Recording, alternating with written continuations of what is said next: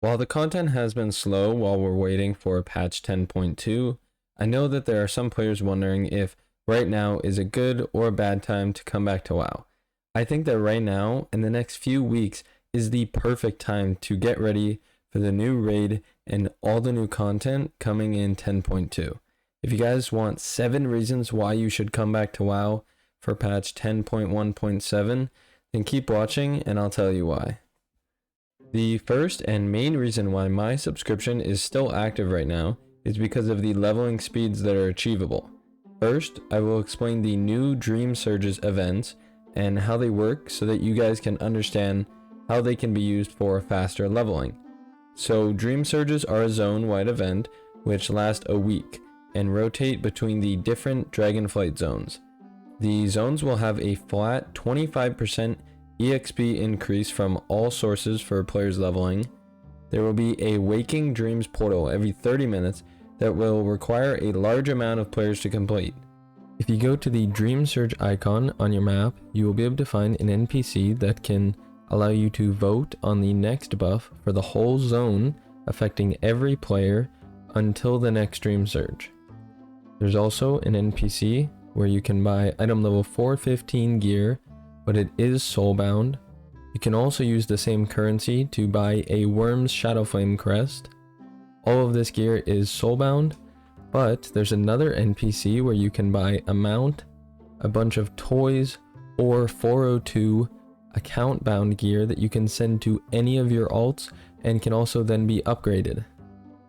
To find these portals, just look for the fiery Waking Dream portal icon on your map.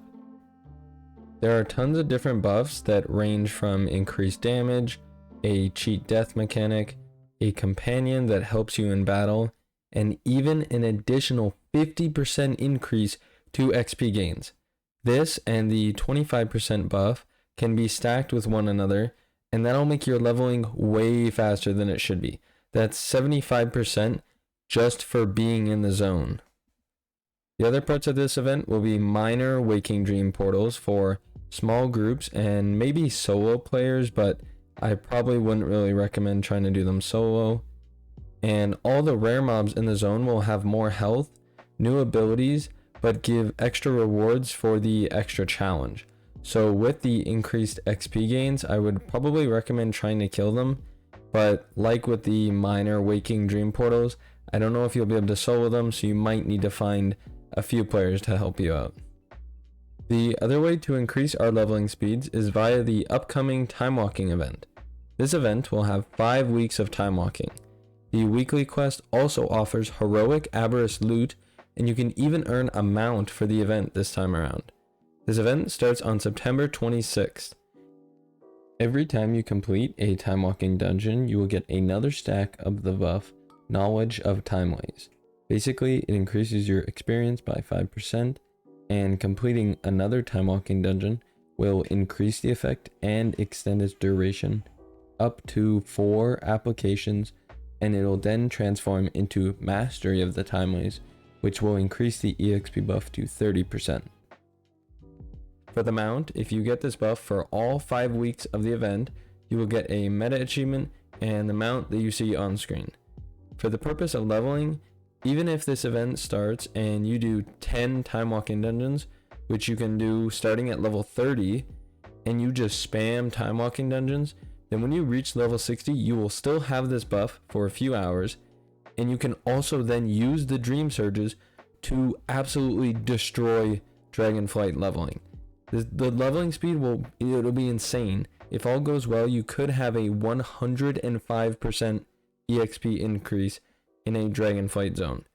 25% from the base zone increase, plus the 50% if you're lucky enough to have that buff active, plus the additional 30%.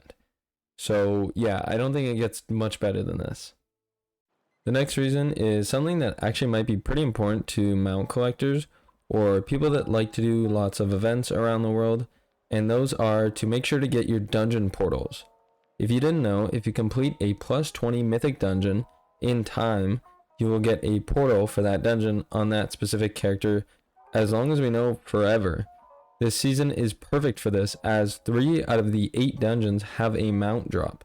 Freehold, Underrod, and the Vortex Pinnacle. If you want to farm these mounts in the future and then teleport to them instantly, be sure to gear up and get a plus 20 done in time.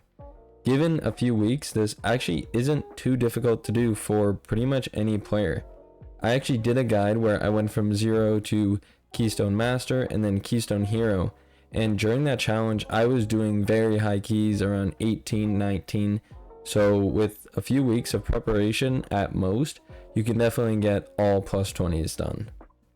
A little reminder that if you made it this far into the video, be sure to subscribe and let me know why you are or aren't going to be returning to WoW. I'm always curious your guys' reason, and I'm curious what about the game maybe entices you to come back, and maybe what reasons you're choosing to stay away. 2 more additions to the long list of heritage armor sets in the game are the Night Elf and Undead. Many players have been pretty excited about these for a while, after they got leaked long before 10.1.7 came out. I will have previews of the armor sets on screen.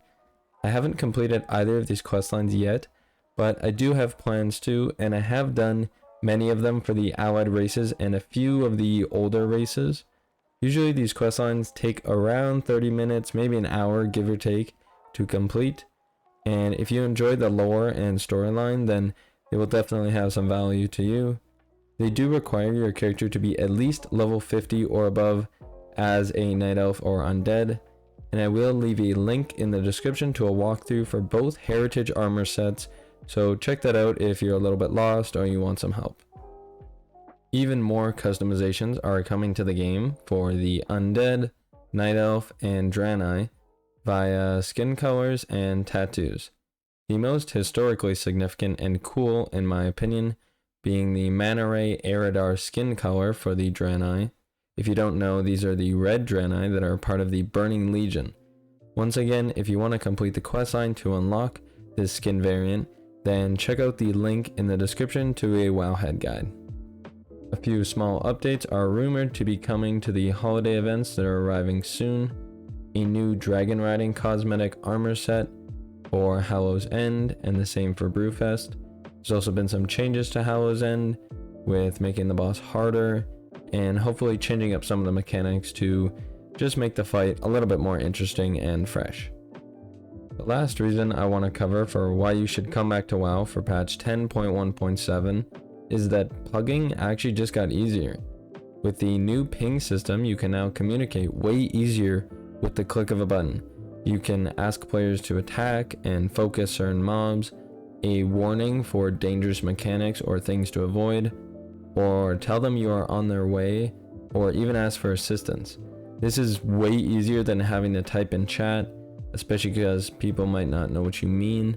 And I think that the system will also be universal for different languages, which is perfect since WoW is a pretty diverse game with lots of different languages and people from all over the world. So I'm so glad to see the system. I've wanted it for so long, and I think they implemented it pretty well.